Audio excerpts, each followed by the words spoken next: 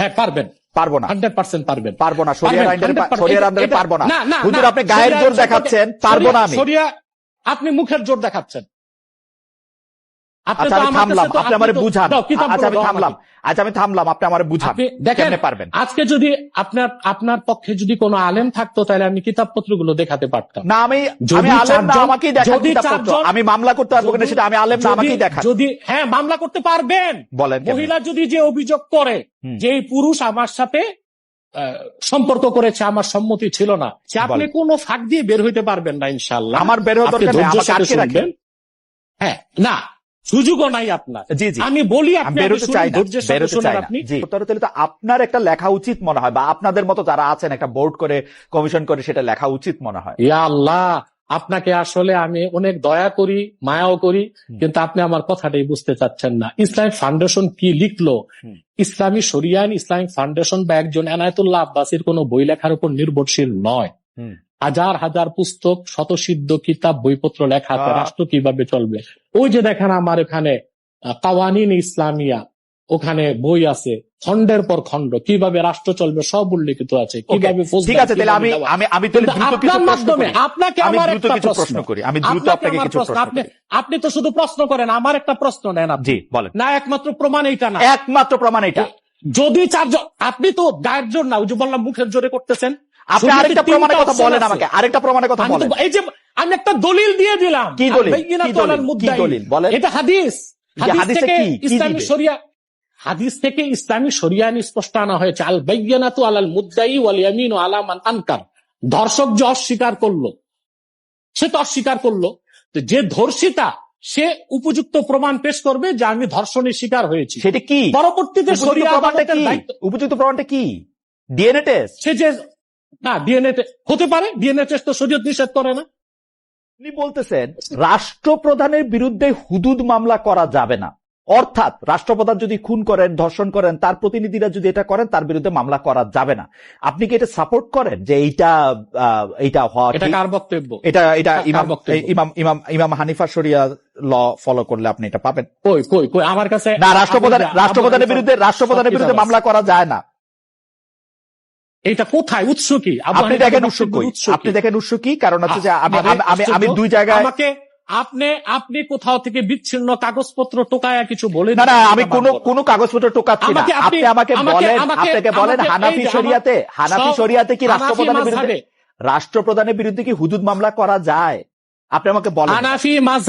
হানাফি মাযহাবের মতে রাষ্ট্রপ্রধান যদি খলিফা হয় আর হুদুদের মামলায় শুধু হুদুদ প্রয়োগ না, প্রয়োজনে তাকে খেলাফতের দায়িত্ব থেকে বহিষ্কার করা হবে। হুদুদের মামলা করা যায় কিনা? বলেন। যাবে।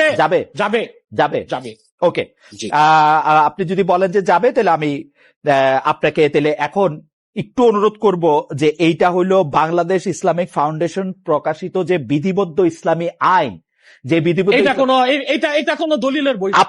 আপনি হানাফি মাযহাবের শোনেন না, হানাফি মাযহাবের আপনি সোর্স গুলো কোত্থেকে নিবেন এটা তো বুঝতে হবে আপনাকে। এক নম্বর হচ্ছে উসুল, দুই নম্বর এটা বিধিবদ্ধ ইসলামী আইন, বাংলাদেশে বিধিবদ্ধ ইসলামী আইন। আরে ভাই, এটা যাচাই বাছাইয়ের বিষয় আছে। ফাউন্ডেশনের একটা মত বিচ্ছিন্ন তুলে দিল, না, বাংলাদেশ ইসলামী ফাউন্ডেশন কোনো বিচ্ছিন্ন মত করে নাই। আমাকে বলতে দেন।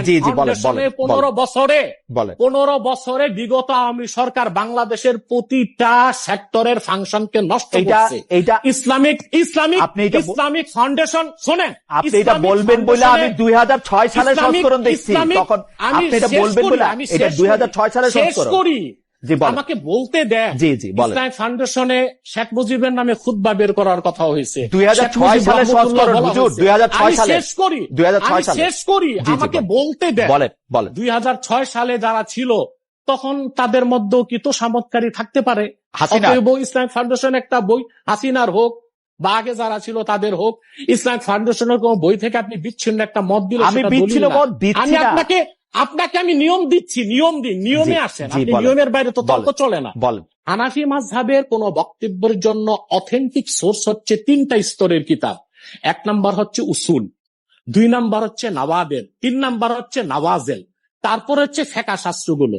ফিকহ শাস্ত্রগুলোর পর হচ্ছে প্রসিদ্ধ ফতুয়ার কিতাবগুলো, ফতুয়া আলমগিরি, ফতুয়া বাজ্জাজিয়া, ফতুয়া কাজী খান, দুর্রে মুখতার, রদ্দুল মুখতার, ফতুয়া সেরাজিয়া, এগুলোর বাইরে যে কেউ একটা বই লিখলো ওখান থেকে একটা মত আপনি দিয়ে দিলেন তা তো আপনি হয় না। যতগুলি ইমাম আবু বলতেছেন হানিফা, প্রত্যেকটা শোনেন, আমি শেষ সংকলন করি। সেই বইয়ের মধ্যে।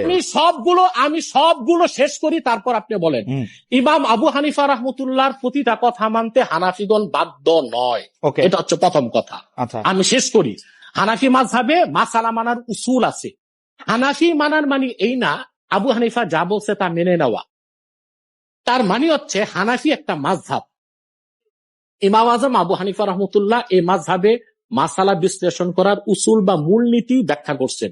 সেই মূলনীতির ভিত্তিতে দেখা গেছে তারই ছাত্র ইমাম আবু ইউসুফ কিংবা ইমাম মোহাম্মদ ভিন্ন মত দিয়েছেন। আবু হানিফার মত সেখানে হানাফিগণ গ্রহণ করে নাই, ভিন্ন মতটাই গ্রহণ করছে। যেমন আবু হানিফার ছাত্রদের মধ্যে সবচেয়ে জুনিয়র ছিল ইমাম জুফার। ইমাম জুফার রহমতুল্লাহ 17টা মত যেটা আবু হানিফার বিপক্ষে, অথচ সেই 17টা মতের উপরই ফতুয়া হয়েছে, আবু হানিফার মত সেখানে নেওয়া হয়নি।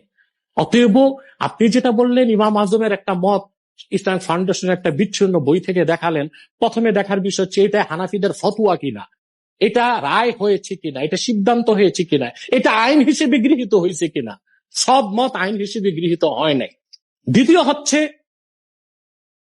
কোরআন এবং সুন্নাহ থেকে সুস্পষ্টভাবে প্রমাণিত, যদি কোনো রাষ্ট্রপ্রধান, মুসলিম রাষ্ট্রপ্রধান, সে যদি জেনায় লিপ্ত হয় এবং 4 জন প্রত্যক্ষদর্শী সাক্ষ্য তা দেখে, সুস্পষ্টভাবে প্রমাণিত হলে তার উপর হদ প্রয়োগ হবে এবং সে রাষ্ট্রপ্রধানের দায়িত্ব থেকেও তাকে সরিয়ে দেওয়া হবে, অ্যাবসলিউটলি তাকে অভিশংসন করা হবে। অ্যাবসলিউটলি। কিন্তু আপনি যেটা বলছেন সেটার ব্যাপারে কোনো রকম আমার কোনো দ্বিমত না। আমাকে ভুল বুঝবেন না হুজুর, আমি জিনিসটা যেটা বলি সেটা আমি আপনাকে বলি। আমার পক্ষে যেটা সম্ভব হয়েছে সবচেয়ে প্রামাণ্য হিসাবে আমি এগুলি সংকলনগুলি দেখতে চেষ্টা করছি, এগুলি কোথায় কোনটা। এখন আমি যেহেতু আরবি পড়ে বুঝি না, তখন আমার ক্ষেত্রে অপশন ছিল হচ্ছে 2টা। এক হচ্ছে হানাফি আইনটা যেটা আছে, হানাফি আইন বলে সেইটার ইংরেজি অনুবাদ দেখা, সেটার ইংরেজি অনুবাদ দেখা। আমি আপনাকে বলি, আমাকে আপনি বলতে দেন, শেষ করি, আমাকে বলতে দেন, আমি একটু শেষ করি, আমি ভুলে যাবো, শেষ করছেন সেজন্য আমি শেষ করি। আপনি ইসলামিক ফাউন্ডেশন থেকে একটা বইকে হানাফি আইন শাস্ত্র বলতে পারেন না। আমি হানাফি আইন শাস্ত্র বলতেছি না তো, আপনি আমার কথা বুঝতে পারতেছেন না। আপনি আমাকে আবার কথা বোঝেন, আপনি আমাকে কথা বোঝেন। আমার কাছে অপশন ছিল হচ্ছে হয় ইংরেজি অনুবাদে এটা পড়া অথবা বাংলাদেশের। এখন আমি কি দেখলাম, বাংলাদেশ ইসলামিক ফাউন্ডেশন, আমি বলি আমাকে একটু শেষ করতে দেন 1 মিনিট। বাংলাদেশ ইসলামিক ফাউন্ডেশন এইরকম একটা সকল আপনি যেগুলি নাম বলছেন, ফতোয়া আলমগীরি তো 1860 সালের, 1762 সালের, এই 300 বছর আগে। আমি দেখছি ওরা সবগুলি বিবেচনা করছে, শাহ আব্দুল হান্নান সাহেবকে সেটা এটা বানাইছে, বানানোর পর বিধিবদ্ধ ইসলামী আইন নামে কয়েক খণ্ডের একটা বই বাইর করছে। 1 2 তারপরও আমার সন্দেহ হয়েছে এটা কি হইতে পারে, সেই জন্য আমি হানাফি আইনও দেখছি, এইটার পৃষ্ঠা 188-তে আছে, হানাফি আইন পৃষ্ঠা 188-তে আছে, রাষ্ট্রপ্রধানের বিরুদ্ধে হুদুদ মামলা করা যাবে না। আপনি এটা চেক করে দেখতে পারেন, চেক করতে হবে না, কিন্তু ব্যাখ্যাটা তো বুঝেন নাই আপনি। আমি ব্যাখ্যাটা আবার বুঝান। ইসলামী আমি বুঝাই দিচ্ছি। ইসলামী রাষ্ট্রে যিনি রাষ্ট্রপ্রধান তিনি হচ্ছেন চিফ এক্সিকিউটিভ। অতএব রাষ্ট্রপ্রধান রেখে তার উপর হদ প্রয়োগ করা যাবে না, এটা তো ঠিক আছে। যদি সে শাস্তির উপযুক্ত হয়, আগে রাষ্ট্রপ্রধান থেকে, খেলাফতের মানসাব থেকে তাকে সরাতে হবে, তারপর শাস্তি প্রয়োগ করতে হবে। কে এটা বিচার করবে? এটা হচ্ছে বিচার করবে, আদালত বিচার করবে, শরিয়া আদালত বিচার করবে।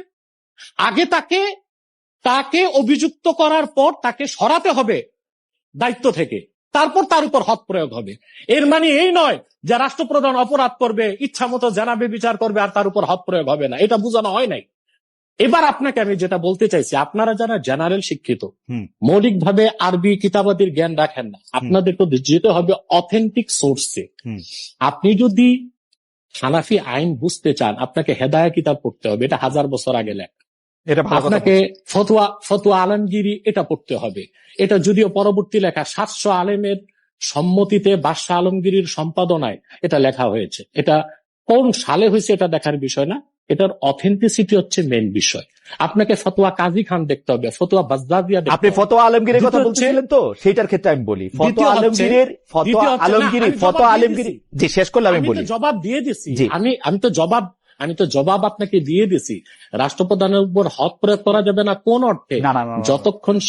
যতক্ষণ সে মানসাবুল খেলাফার দায়িত্ব থাকবে হক প্রয়োগ করা যাবে না। যদি সাক্ষী প্রমাণে সে অপরাধী প্রমাণিত হয়, তাকে দায়িত্ব থেকে অপসারণ করার পর হক প্রয়োগ করা হবে। ওকে, এটা হচ্ছে বিষয়। ফতোয়া এই আলমগীরের বিষয়টা প্রসঙ্গে- যদি ফাউন্ডেশনের কিতাবে ফতোয়া এইটা যদি ফাউন্ডেশনের কিতাবে থাকে, বাস এখানে তো কোনো বিরোধ নেই, এটা তো বুঝার বিষয়।